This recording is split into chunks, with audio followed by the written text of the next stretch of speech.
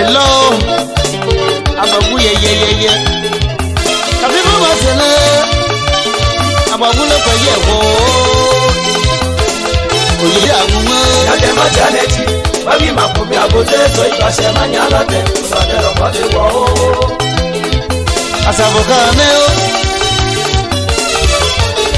Yade ma challenge babi makobi abote so ibase manyala te so de lo pati wo nyama tiesi enti megi kame esemi nyama temi anati o awi makobi abote so ibase manyala te so e bote wo akuna mese wo ni bu edo tuo panyo ne ma me wo ko takwa nyinyi ke me yego na hoji mesaka yewu abeso pon ye to niwu kuso adelo wo to wo o wo nono ada bo to wo pe yi mo adelo wo ba wi mo cha to ti do ni o ko lele ya bori se wo ba wi mo ya bi ma ja so o mo me mo se kalabo bo to wo agbagulo pe ye wo oye wo ti egun mo pọ̀tọ̀ gẹ́gẹ́ yán àánú ẹ́ àti àmánú ọba ó jẹ́gún jẹba jẹ́ àpamọ́ ó alàgẹ́gà lè sọ ẹ́ wọ̀tọ́ yẹ mọ́ oyè wọ́n ti àgùn mọ́ tó lè kọ́ lè lè àwọn máa ti tọ́ wọ̀wọ́ náà wẹ̀nà ilé àtàgé nẹ̀ ó alẹ́wọ̀ tó wù ú yí bá jẹ bá wọ̀ ó bá jà wọ̀ ó ilé àtàgé nẹ̀ pẹ̀lú nẹ̀ máa nẹ̀ wọ̀ kọ́ ó ẹ bá yàn án nẹ̀ lọ àkúnà rẹ̀ ṣẹ̀ wọ̀ ó tẹ̀sí kẹ́sì máa yẹ lọ ẹ̀ bọ́ tí ẹ̀ mú mọ́. Akuna meje wo koma na bese me ko mo tata le bele oje me ko mo de asoko sanyi wo ti jana wo oti anwo ane wo to wo banyo ne ma me wo ko wo ma nya ne lo banyo ne ma da wo ko ya gora za lo ko lele oto mo ane wo ti anwo o yi ka be we ye go ade pa bo ti mo lo ke bu bo no Yama mi se lo wa me wo ye yamba ma ko ye wo je wo ye ta ba ya so ko le le o mo si aye na o no bo no inde bo me di na bo to wo o ni se bo bi so ku na me je o se ka e ma me lo me go mo o ye ba mu lo pa ye wo asina se bo to ye wo bo ti agunga me yi ko le se mi asibe na bebe kobo asobete o kuna mese wo ti janjo so me komo o bayi oje boti enu o bayi ko le se mi bayi ko le se mi Yade ma challenge babi makobi abote so ibase manyala te so de lo pati wo lobe to fila o nya ko chalete wilo webo Agbe, Apo, Bertil, Oh, Aguero, Martial. Assi, Gauthier.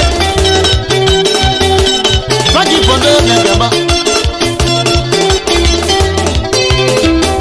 Akuba disait, ma vie.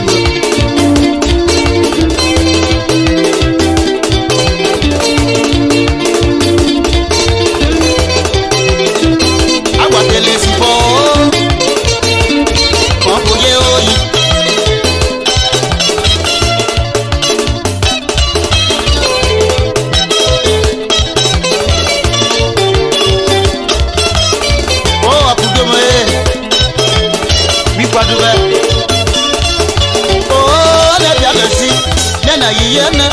Nena waba me o ya o azigo bobo me o asoko sangine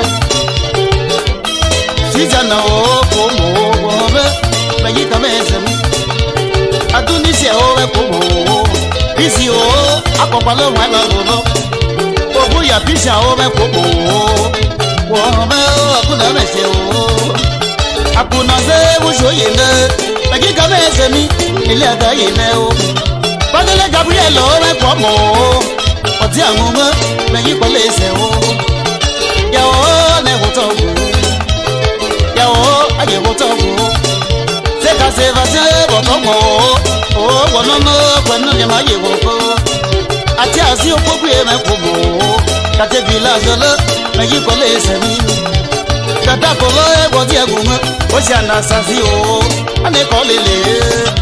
Akisi ari o me kwa yewo, kose me bilete, ye kolele. Ulaku sawi abo, ya o abo kabo wize. Koso keme o te dade, melo ye no, lolo ne bo ne do. Tinga fwe maleze o, lolo ne bo, o me wiwe ye. O, ewu me bo he, mwase kabli o, kwenye ne ma ye wo. Kabi Dominico kolele, o musi aye lono bolono. Akuna meshe o, mama joli o, kuna woshe o.